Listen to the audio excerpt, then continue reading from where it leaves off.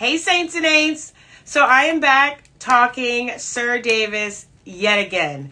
Friday has came and Friday brought my sample. As you guys can see in the video clip, my sample was delivered. I couldn't keep the sample, but I did fill up one of my bottles. So I'm excited to try this. This is the actual product, SirDavis, before launch date. How lucky am I? But before I get into the review, I just want to go over some things that I missed in the first video. And I know half y'all didn't watch the whole first video. That was 9 minutes of y'all life. Now, I do recommend watching it because I did a very, very thorough breakdown and all the tea in regards to this whole new whiskey. So I do recommend watching it. But some things that I actually left out. So Beyoncé's American Whiskey, they chose to spell it without the E. Here in America, we spell the word whiskey with an E, and they chose to do it without the E because they didn't want to be conventional, and that their signature mash bill is high in barley, and that is drawing inspiration from global whiskey styles. They also want to invite new whiskey drinkers into like more of this luxury kind of global influence of whiskey that they are claiming to create. Again, they are going with this is a new way to whiskey and to reimagine whiskey. So they wanted to be different and not include the E with their spelling of whiskey, and that is the reason why. I was right. Obviously, the way they worded that it was blended, finished, and bottled in Texas, I knew it wasn't a Texas whiskey. It is a whiskey from Indiana, and I said that. I said Indiana. I did say Indiana. One of the things that it says on the back of the bottle is complexity of rye that is married with the elegance of malted barley. Finished to perfection in sherry cask, a harmony of spice and subtle hints of fruit. Like nothing ever before. Reimagine whiskey. I guess it's time to try it. Definitely get the clove, little toffee, some tangy orange, very subtle rye. It has a nice little oak to it. It's a nice nose. It's a nice nose.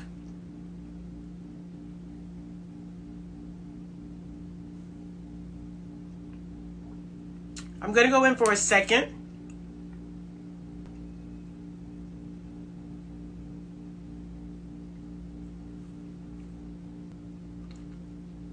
Yeah, I'm getting that toffee. Getting the rye, getting the clove. I would probably enjoy it more on the rocks. I like to sip my whiskey, but this is not mind-blowing. It's not show-stopping. It's a good soft rye, I would say, and maybe that's what softens the rye, the sherry cask finish. But it's a good soft rye. For $100, it is definitely overpriced. For the juice that I'm tasting is overpriced. Now, the bottle is gorgeous. So one thing that was promised is that it's approachable and that it will gain a new crowd, like of kids that are usually not whiskey drinkers or people that have never drank whiskey before. This will introduce them to whiskey. I can agree with that statement. This is a very approachable whiskey. It's very interesting because I guess if you don't like rye, you can still appreciate it. Remember that their campaign is reimagine whiskey. Their campaign is not like anything before. This doesn't wow me. It's gonna sell out. I don't know how many repeat customers that they will get at that price tag. 1000% they will probably sell out within September with the major launch and do really well for Christmas time because everyone's going to want to give everyone a good bottle of whiskey. And, you know, automatically you're going to think, oh, this is a good bottle of whiskey. It's Beyonce's whiskey. It's $100. Boom. It'll make a nice gift to the consumer's mind for sure.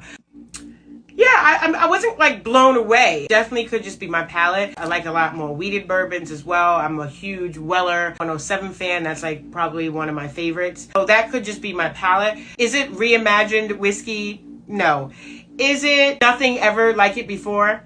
No. I'm really surprised that they went with a rye whiskey right away. Now, with that said, remember, she's got some really key players in her camp that developed this, and I do believe that there is more to come.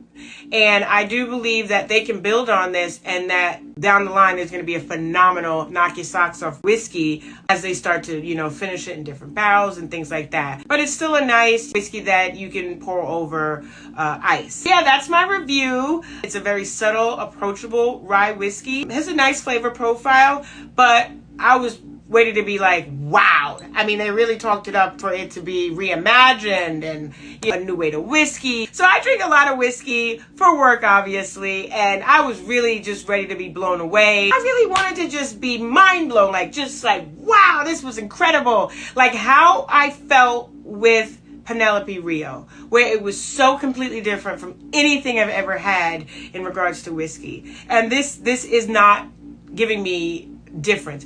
Now, will this be impressive to the non-whiskey drinkers? They probably will enjoy it. Cheers, guys. Hello, sippers. I just want to thank you so much for watching, and we appreciate you being a part of our Shake, Stir, and Mingle community. If you like what you're watching, please hit the like button, and don't forget to subscribe. Have a good one.